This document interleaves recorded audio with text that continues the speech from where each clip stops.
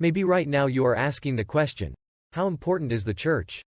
In his introduction to the subject, Charles Ryrie, in Basic Theology, answers this question by looking at what Christ has done for the church.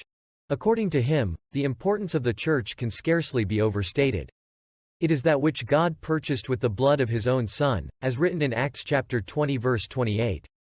It is that which Christ loves, nourishes, and cherishes, as stated in Ephesians chapter 5 verse 25 and 29, and which he shall present to himself blameless in all her glory one day, verse 27. Building his church constitutes Christ's principal work in the world today, as we see in Matthew chapter 16 verse 18, through his giving of spiritual gifts, which is stated in Ephesians chapter 4 verse 12.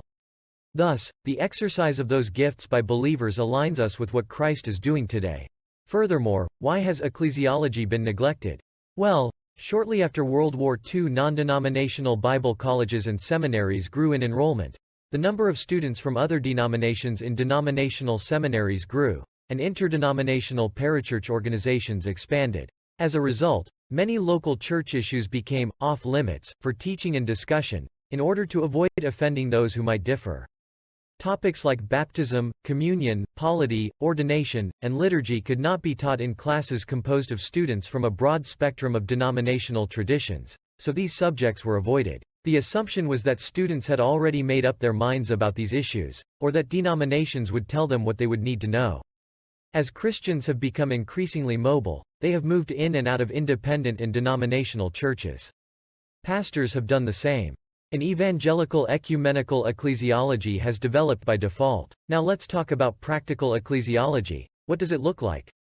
Such an ecclesiology needs to distinguish between essentials and non-essentials, between what is biblical and what is traditional, and between what is evangelical and what is denominational. In theological education, some faculty emphasize the theoretical to the exclusion of the practical, and others emphasize the methodological to the exclusion of the theological. A typical statement is that, in seminary I learned Hebrew and history, but, in the pastorate, I fix photocopy machines and drive buses.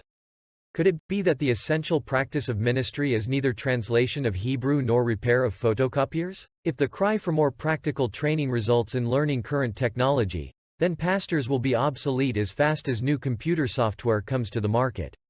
Practical must mean understanding how to think and do. It means developing a theology of the church that determines purpose, strategy, priorities, and program. Practical means having a basis for setting standards and determining how to attain those standards. As the culture and the church change in the early tumultuous years of the 21st century, the theology of the church is already a significant issue.